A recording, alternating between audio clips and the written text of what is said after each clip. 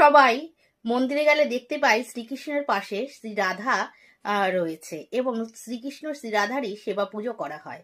কিন্তু শ্রী রাধা তো শ্রীকৃষ্ণের অর্ধাঙ্গিনী না, এই প্রশ্ন তো সবাই করে। রুক্মিণী হলো শ্রী রাধার অর্ধাঙ্গিনী, তাহলে রুক্মিণীর সাথে কেন শ্রীকৃষ্ণের পুজো হয় না? সেটা জানার জন্য এই ঘটনাটা বা এই লীলাটা জানাটা তোমাদের খুবই দরকার।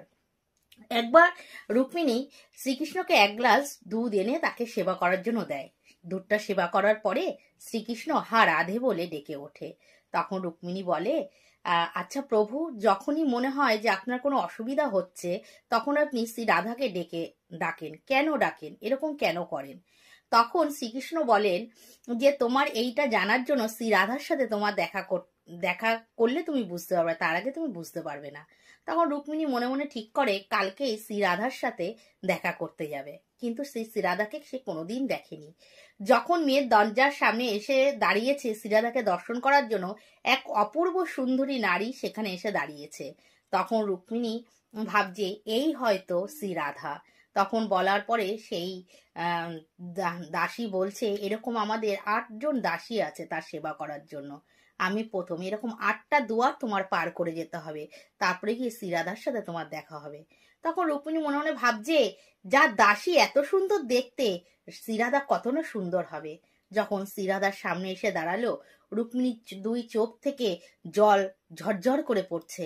দেখছে শ্রী রাধার কমল শরীরে ফোস্কা পড়ে গেছে, ফোস্কা, বড় বড় ফোস্কা পড়ে গেছে, আর লাল হয়ে গেছে সারা শরীর। তখন রুক্মিণী শ্রী রাধাকে জিজ্ঞাসা করলো, আপনার এই কোমল দেহে এরকম ফোস্কা কেন পড়লো? বলছে, তুমি কালকে প্রভুকে যে দুধ দিয়েছিলে সেই দুধটা গরম ছিল।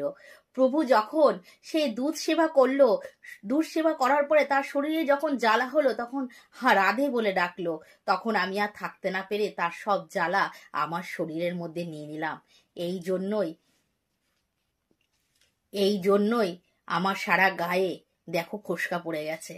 তখন এই কথা বলার পরে তখন রুক্মিণী বুঝতে পারল যে কেন শ্রীকৃষ্ণ বারবার শ্রী রাধাকে ডাকে এবং স্মরণ করে। এই জন্যই শ্রীকৃষ্ণের সঙ্গে শ্রী রাধার সেবা ও পুজো করা হয়। কেন শ্রী রাধা থেকে বেশি ভালো কেউ কোনোদিন শ্রীকৃষ্ণকে ভালোবাসতে পারেনি।